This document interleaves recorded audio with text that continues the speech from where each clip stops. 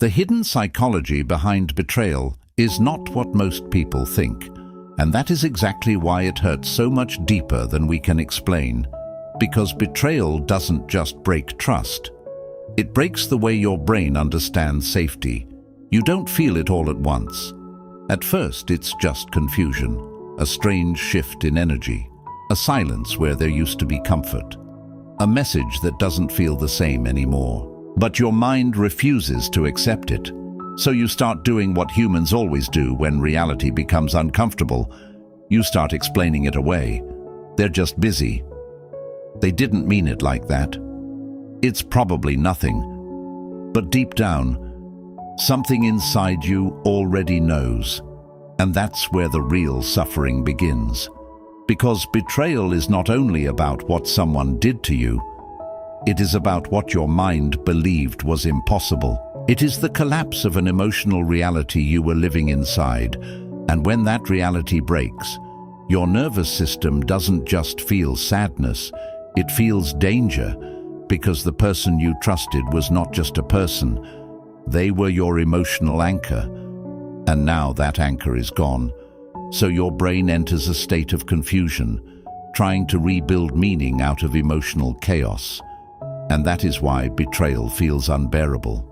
Not because of what happened, but because of what it destroys inside you that you didn't even know you were depending on. And once you understand this psychology, you will never experience betrayal the same way again. You didn't just trust them. You trusted the world your mind built around them. Let's go deeper than the surface of betrayal, because what you call trust is not just emotional, it is neurological. Your brain constantly predicts safety. It builds emotional models of people based on repetition, consistency, and familiarity. So when someone shows you warmth repeatedly, your brain labels them as safe. Not because they are safe, but because they feel predictable. And predictability becomes comfort. This is where the illusion begins. You start believing not just in the person, but in the stability they represent in your emotional world. Carl Jung once suggested that humans project inner expectations onto external reality, and that projection often blinds us to truth. And that is exactly what happens here. You project safety onto someone, and then you live inside that projection. So when betrayal happens, it doesn't just break trust. It breaks your internal map of reality, because suddenly what felt safe is no longer safe, and your brain doesn't know how to process that contradiction, so it enters panic, not emotional panic alone, but existential confusion. Lesson: betrayal hurts because it destroys the safety model your mind built, not just the relationship itself. It wasn't love alone. It was your mind slowly attaching its stability to one person. After the illusion of safety comes something even deeper and more dangerous: dependency, but not the obvious kind, not the kind where you need someone physically. This is emotional dependency, the silent kind that grows without warning. You start building emotional regulation around them. If they text you, your mood rises. If they ignore you, your mind collapses. If they reassure you, you feel whole again. If they go silent, you lose control of yourself. And slowly, without realizing it, your emotional stability stops belonging to you. It belongs to them. This is why betrayal doesn't just hurt emotionally, it destabilizes your entire internal system, because the person who once gave you comfort becomes the same person who triggers your anxiety. And your brain cannot reconcile both truths at once, so it loops, thinking, replaying, analyzing, overanalyzing, trying to regain control over something that is already gone. Buddha taught that attachment creates suffering, not because love is wrong, but because dependence on impermanent things creates instability. And that is exactly what you are experiencing. You didn't just love them, you attached your emotional equilibrium to them. And now that equilibrium is broken, so your mind panics. not because of them, but because of the imbalance inside you.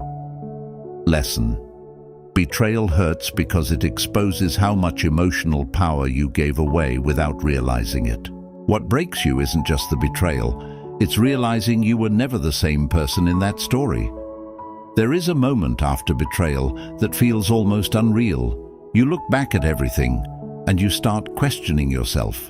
Was I blind? Was I foolish? How did I not see this coming? But beneath those questions is something deeper, an identity shock. Because betrayal doesn't only affect your emotions, it disrupts your sense of self.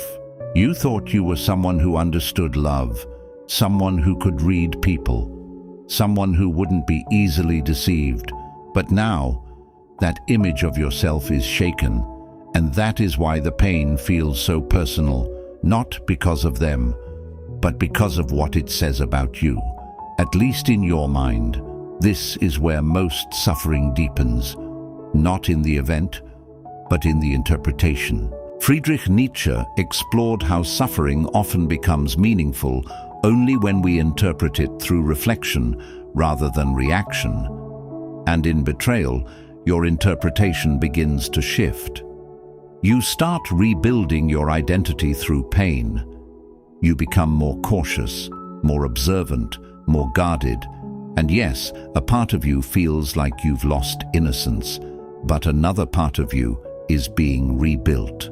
Because now you see what you couldn't see before. You are no longer the same version who trusted blindly, and that is painful, but also powerful. Lesson: betrayal doesn't just break relationships, it reshapes identity. The same experience that broke your heart also revealed your deepest truth. There comes a point where something inside you shifts again, not suddenly, not dramatically, but quietly. You stop asking the same questions. You stop replaying the same memories.